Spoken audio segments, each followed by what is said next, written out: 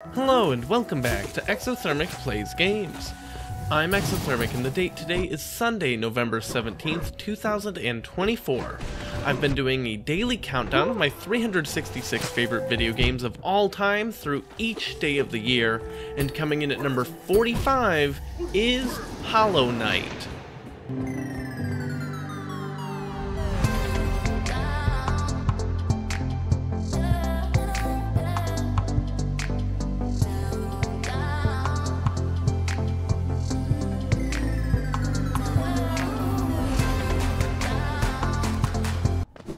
When I had the idea to start this project, I made a list of about 400 games, then trimmed it down to about 375, and then ranked them, cutting the bottom stuff to get my list of 366.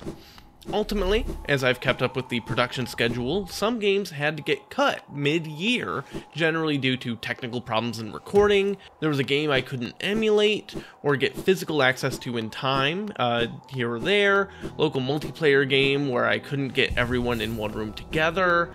Whenever any of this would happen, I generally just thought really hard about things until I remembered from the recesses of my memory a game I could plop somewhere in the list.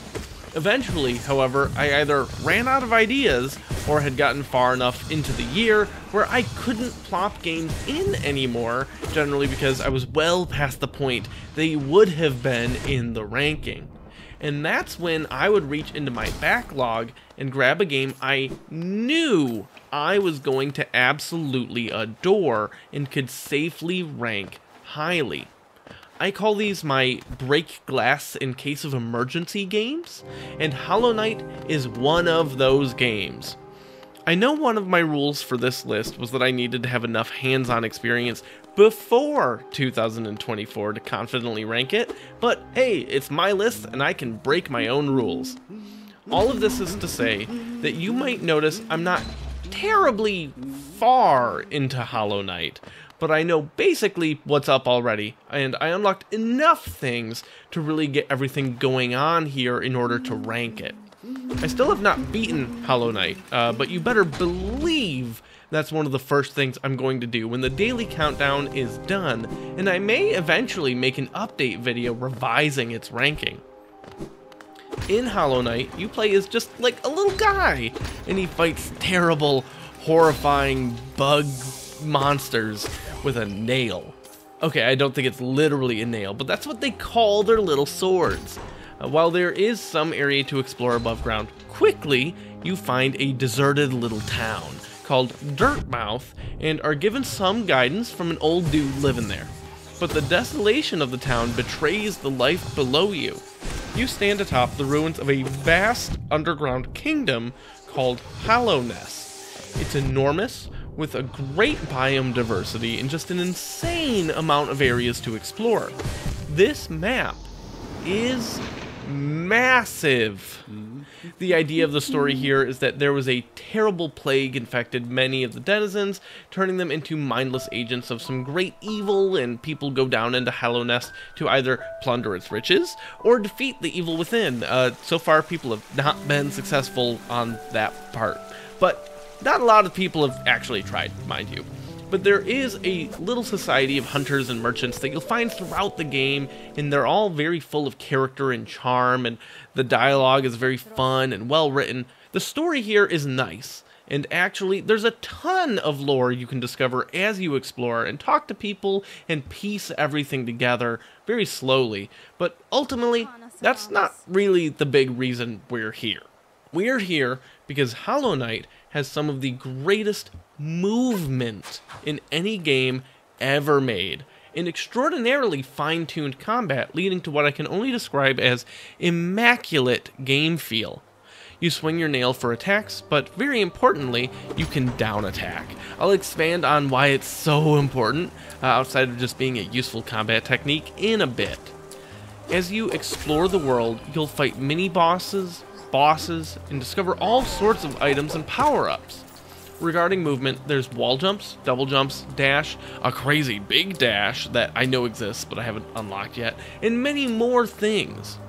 The speed of movement feels perfect to me and has just the right amount of floatiness on the jumps. The combat gets special power-ups and abilities too. You'll notice your health is in the form of these little masks, which kind of function like hearts in the Zelda franchise, but there's also a vessel to the left of them that fills with a resource called Soul whenever you hit an enemy or collect pickups that can also charge it. This is used for a ton of things, from holding down a button to heal one mask, spending some in the process, or casting a wide array of spells. I haven't unlocked many of those yet, unfortunately, but I do like the one that just shoots a missile of energy at enemies. It's very powerful, it is kind of a get-out-of-jail-free card, but it's risky to do this because you balance that resource for offensive magic the same as you do for your main defensive trait, which is regaining health. So anytime you do an attack, it's kind of a double-edged sword, which is really great for balancing interesting, fun gameplay and kind of carving your own playstyle. You'll need all of these tools as the game's combat requires some extremely tight timing, dodging or parrying attacks, and hitting enemies during specific vulnerability windows.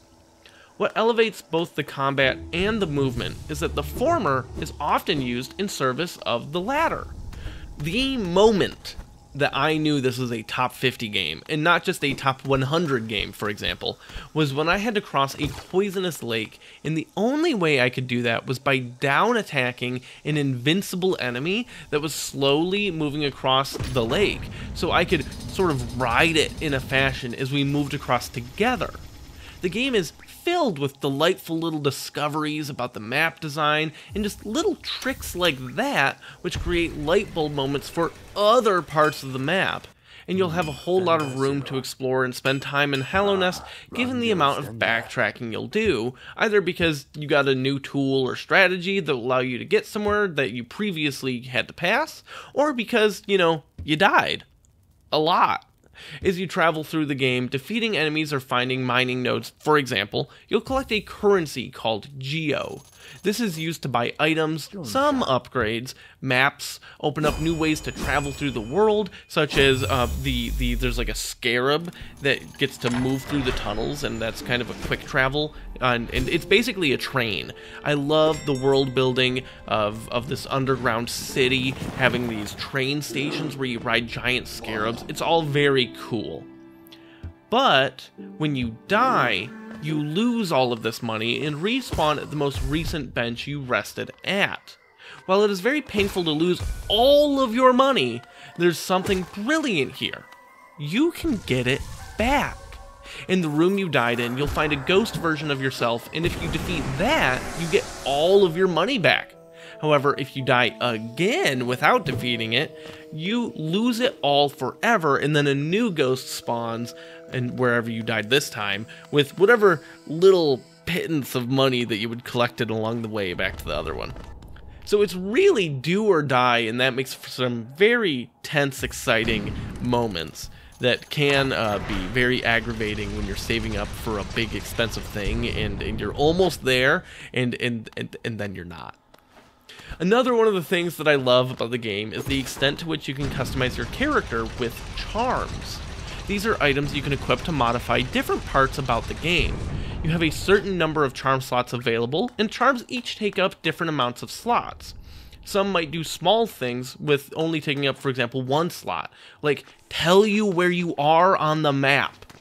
Even something as simple as that being customizable can give you the option of having to really track where you're moving and kind of keep everything in your brain, creating a different sense of realism and adventure reminiscent of much older titles like, say, the original Metroid.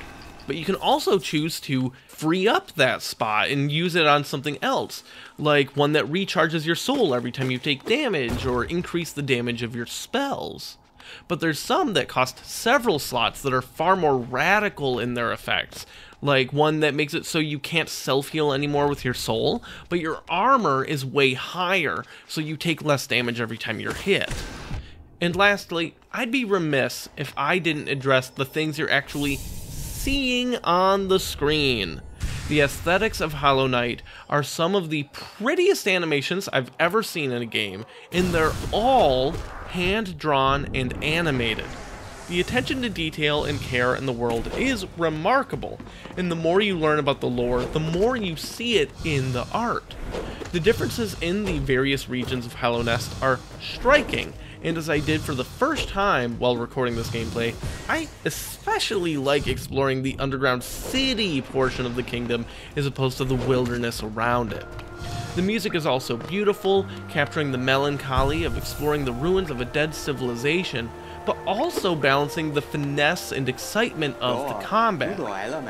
Hollow Knight's incredible attention to detail makes every single second of the world exploration something new and exciting, while the brilliant combat controls reward skillful play, but is also approachable to keep the game from being outright frustrating.